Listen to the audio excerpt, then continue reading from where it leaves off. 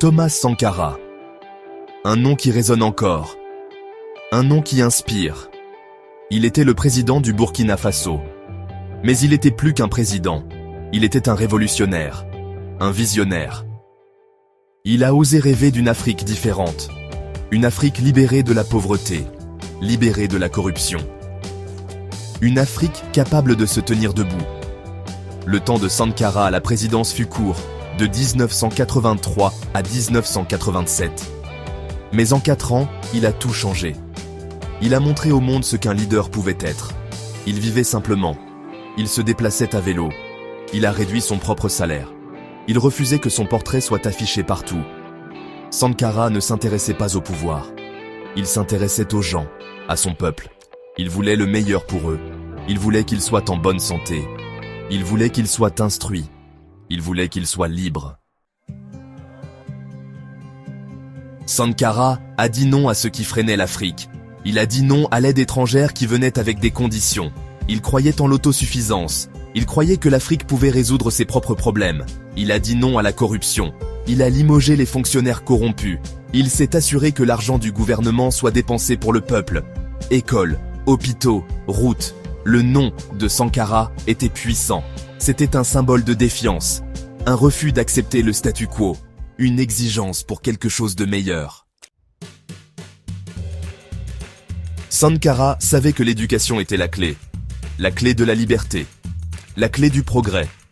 Il a rendu l'éducation gratuite pour tous, garçons et filles, riches et pauvres.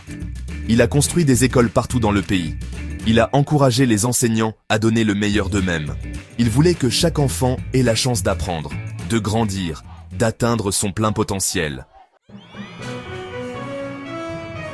Pour Sankara, la terre était tout. C'était la vie. C'était la subsistance, c'était la liberté. Il a repris des terres aux riches propriétaires terriens, et il les a rendues aux personnes qui les travaillaient, les agriculteurs. Il voulait qu'ils aient le contrôle de leur propre destin. C'était radical. Cela remettait en question les vieilles habitudes, mais Sankara s'en fichait. Il savait que c'était la bonne chose à faire.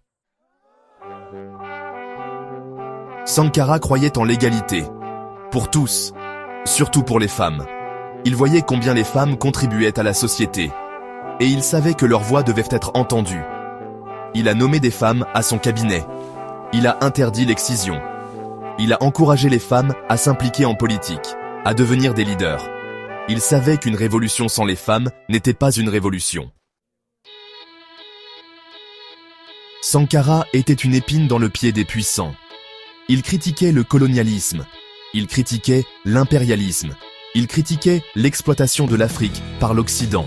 Il se moquait de savoir s'il mettait les gens mal à l'aise. Il disait la vérité aux puissants. Il appelait à un nouvel ordre mondial. Un ordre fondé sur la justice, l'égalité et le respect. Tout comme Sankara, Muammar Kadhafi en Libye a également défié l'ordre mondial. Lui aussi s'est battu pour l'indépendance de l'Afrique. Lui aussi rêvait d'un continent uni et prospère. Ses leaders ont osé défendre leurs convictions.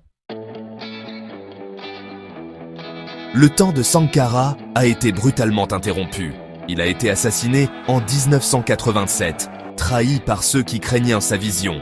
Mais ses idées n'ont pas disparu. Elles continuent d'inspirer. Jusqu'à ce jour, des gens du monde entier admirent Sankara. Ils le voient comme un symbole d'espoir. Un rappel que le changement est possible, que même le plus petit pays peut faire une grande différence.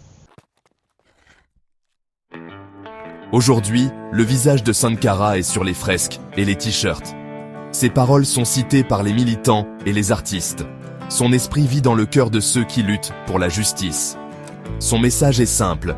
Croyez en vous, croyez en votre peuple, croyez en votre continent. Et n'abandonnez jamais vos rêves.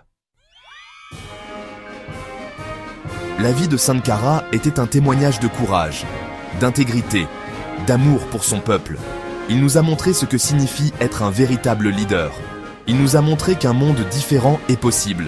Son héritage est un appel à l'action, un appel à oser être différent, à défendre ce en quoi vous croyez, à lutter pour un avenir meilleur, pour vous-même, pour votre communauté, pour l'Afrique. Osez être différent, dare to be different.